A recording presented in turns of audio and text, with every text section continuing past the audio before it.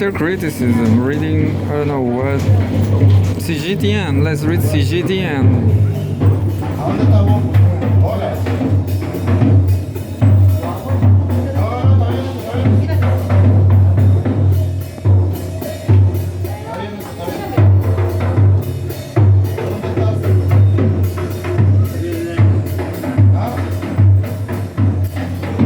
I don't know what this is. Global bodies. Politics. January 8th. Analysis what a US exit from 66 global bodies means for global governance. I have no idea. I'm going to read from Ken Kiaoshen.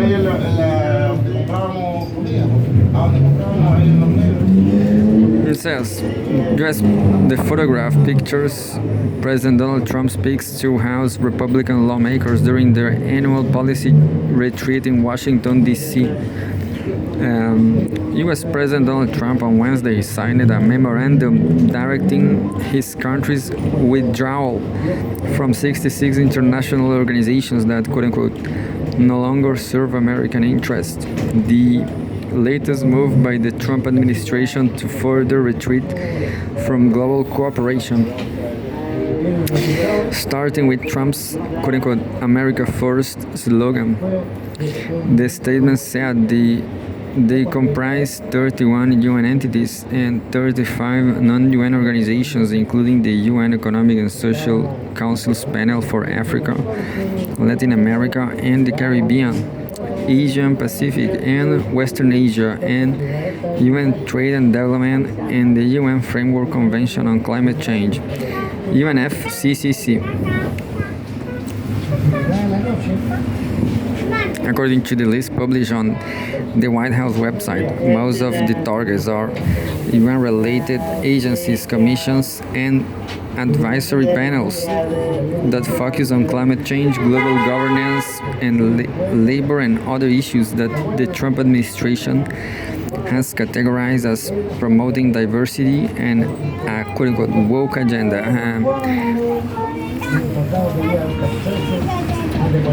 The woke agenda, with the Trump administration's decision to withdraw from organizations that promote international cooperation and address global challenges. Its series of military actions and threatening rhetoric has caused unease among allies and adversaries, including the seizure of Venezuelan President Nicolas Maduro and signals of an intention to take over Greenland. There's a photograph, a view from the climate summit at the United Nations headquarters in New York, US.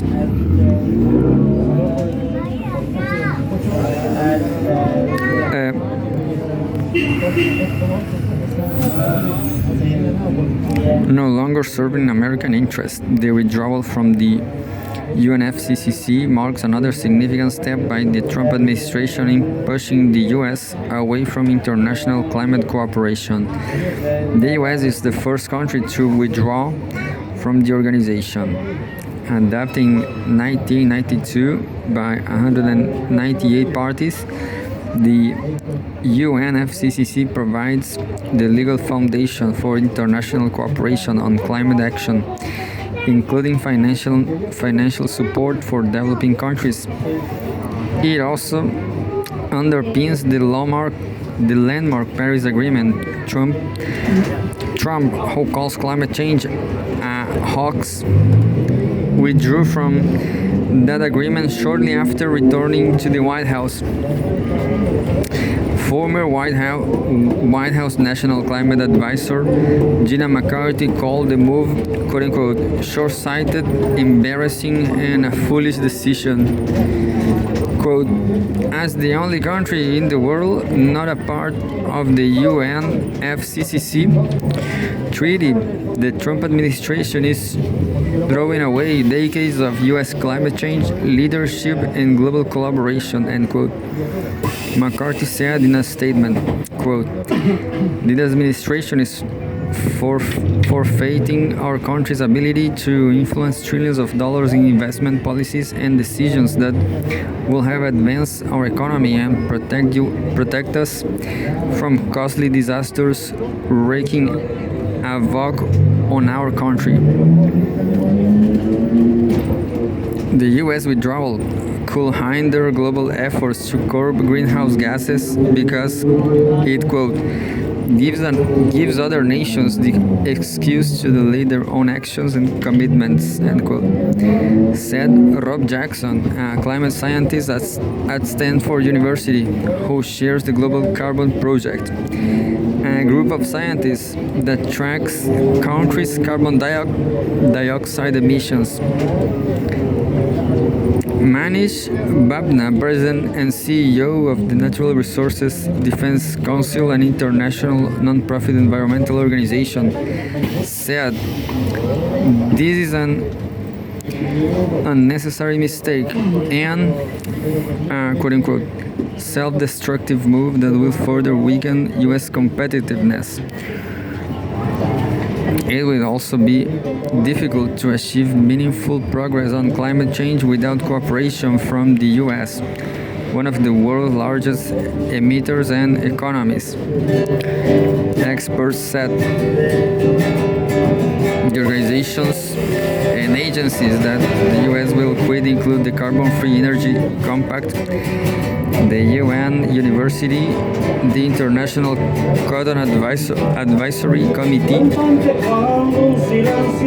the International Tropical Timber Organization, the Partnership for Atlantic Cooperation, the Pan American Institute for Geography and History, the International Federation of Arts Council and Culture Agencies, and the International Lead and Zinc Study Group.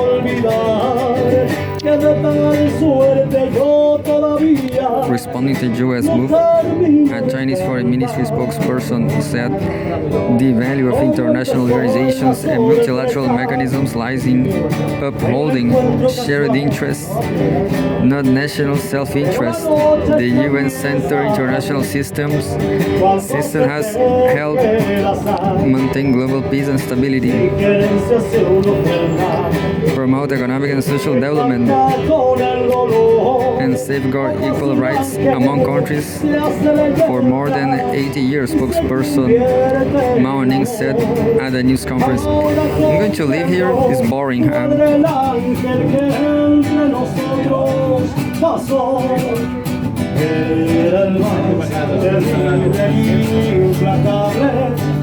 El más feroz, ahora comprendo al total